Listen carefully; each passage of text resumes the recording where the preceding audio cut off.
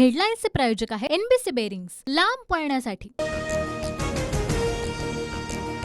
देशात पुन्हा मोदी सरकार की इंडिया आघाडी विजय होणार। देशाचा खरा निकाल आता 19 तासांवर उद्या सकाळी 8 वाजल्यापासून मतमोजणी सुरू होणार। निकाल एक्झिट पोलच्या विरुद्ध असेल। एक्झिट पोलवर काँग्रेस नेत्या सोनिया गांधी यांची प्रतिक्रिया। सार्वत्रिक लोकसभा निवडणूक मतमोजणीसाठी यंत्रणा सज्ज। 48 मतदारसंघातील मतमोजणी केंद्रांवर एकूण 14,507 अधिकारी आणि कर्मचाऱ्यांची नियुक्ती। पोलिसांचा तगडा बंदोबस्त।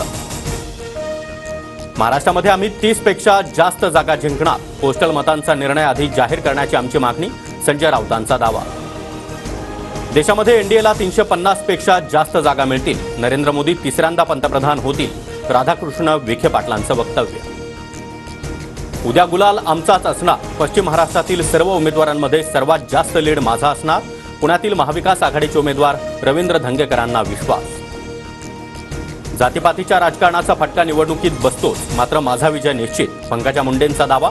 तर मतमोजणीपूर्वी पंकजा मुंडे वचनात दंग। माझ्या मनामध्ये कुठलीच धाकधूक नाही। उद्या लोकांचा अंदाज माझ्या बाजूने दिसेल। अमरावतीमधील महाविकास आघाडीचे उमेदवार बळवंत वानखडे यांचा दावा। 1 ते 1.5 लाख मतांना माझा विजय होईल। छत्रपती संभाजीनगरचे महायुतीचे उमेदवार संदीपान भुमरेंची प्रतिक्रिया।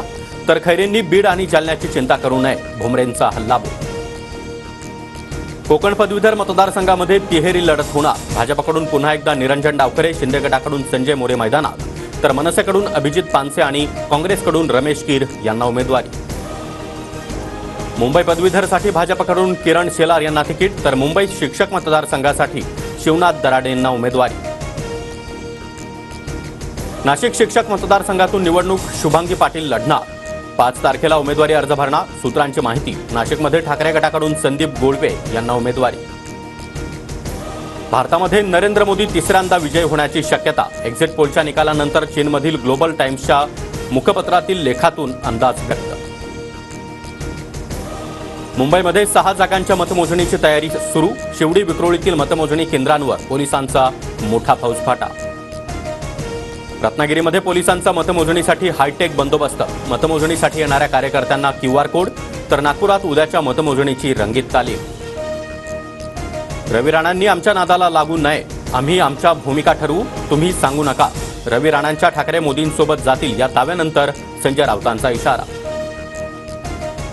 मुख्यमंत्री शिंदेंची शिवसेनेचे पदाधिकारी आणि निवडक आमदारांसोबत बैठक सुरू। लोकसभा निवडणुकीच्या निकालाच्या पार्श्वभूमीवर बैठकीला महत्त्व। कुख्यात गँगस्टर डॅडी अर्थात अरुण गवळीच्या मुदतपूर्व सुटकेला स्थगिती। राज्य सरकारच्या याचिकेनंतर सुप्रीम कोर्टाचा निर्णय। अमूलसह मदर डेअरीच्या दुधाच्या दरामध्ये प्रतिलिटर 2 रुपयांची दरवाढ। आजपासून नवी दरवाढ लागू होणार। 3 महिन्यांमध्ये देशभरात उष्माघातानं 56 जणांचा मृत्यू। महाराष्ट्रामध्ये 11, तर मे महिन्यामध्ये देशभरात 46 जणांचा मृत्यू। मध्य प्रदेशात सर्वाधिक 14 जणांच्या मृत्यूची नोंद। सिंधुदुर्गातील किनारपट्टी भागामध्ये मान्सूनपूर्व पावसाच्या सरी। मालवण, वेंगुर्ले आणि सावंतवाडीतील काही भागात पावसाला सुरुवात।